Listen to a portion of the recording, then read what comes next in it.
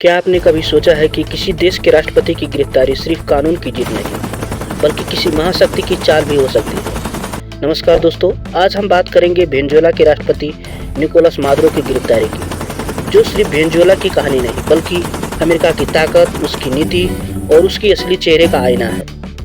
दुनिया को यह बताया गया है कि यह लोकतंत्र की रक्षा की लड़ाई है, तानाशाही के खिलाफ एक जरूरी कदम है। लेकिन सवाल यह है, क्या हर जगह लोकतंत्र बचाने के नाम पर अमेरिका की मौजूदगी सिर्फ संयोग होती है, या फिर इसके पीछे तेल, सोना, गैस और दुर्लभ खनिजों की एक गहरी रणनीति छिपी होती है। वेनेजुएला कोई साधारण देश नहीं, यह दुनिया का सबसे बड़ा तेल भंडारों में से एक का मालिक है। तेल के अलावा सोना, कोल्टन और कई दुर्लभ खनिज जो आधुनिक टेक्नोलॉजी और हथियारों के लिए जरूरी है। और यही वजह है कि वेनेजुएला सालों से अमेरिकी की नज़र में खटकता रहा है।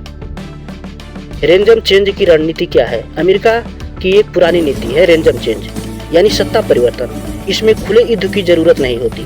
इसमें पहला कदम आर्थिक प्रतिबंध होता है, जो देश की अर्थव्यवस्था को तोड़ देती है। दूसरा कदम जनता में असंतोष होता है, जो महंगाई, बेरोजगारी और अराजकता को बढ़ाती है। तीसरा कदम अंदर के लोगों को साधना, अर्थात राजनीतिक नेता, सैन्य अधिकारी और मीडिया।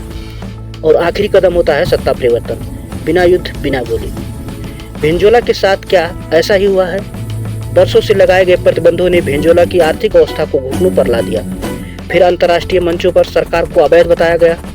आखिरकार निकोलस मादुरो की गिरफ्तारी एक कानूनी कार्रवाई के रूप में पेश की गई। लेकिन सवाल वही है, क्या यह न्याय था या रणनीति की आखिरी अध्याय?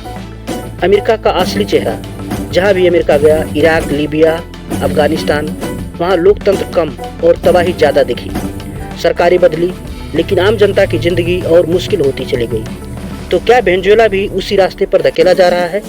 आज का सबसे बड़ा सवाल, अगर यह लोकतंत्र की लड़ाई है तो फिर सिर्फ संसाधन समृद्ध देश ही क्यों निशाने पर होते हैं? प्रतिबंधों से आम जनता को क्यों कुचला जाता है?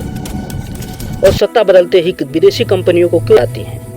निकोलस मादुरो की गिरफ्तारी सिर्फ एक व्यक्ति की कहानी नहीं, यह एक वैश्विक राजनीति की कहानी है, जहाँ ताकतवर देश कमजोर देशों की नीति तय करते हैं, जहां लोकतंत्र एक मुखौटा है और असली लड़ाई नियंत्रण और संसाधनों की है। अगर आपको यह विश्लेषण सोचने पर मजबूर करता है तो वीडियो को लाइक करें, अपने विचार कमेंट में लिखें और ऐसे ही सच्चे विश्लेषण के लिए चैनल को जरूर सब्सक्राइब करें, क्योंकि सवाल पूछना ही असल लोकतंत्र है। धन्यवाद।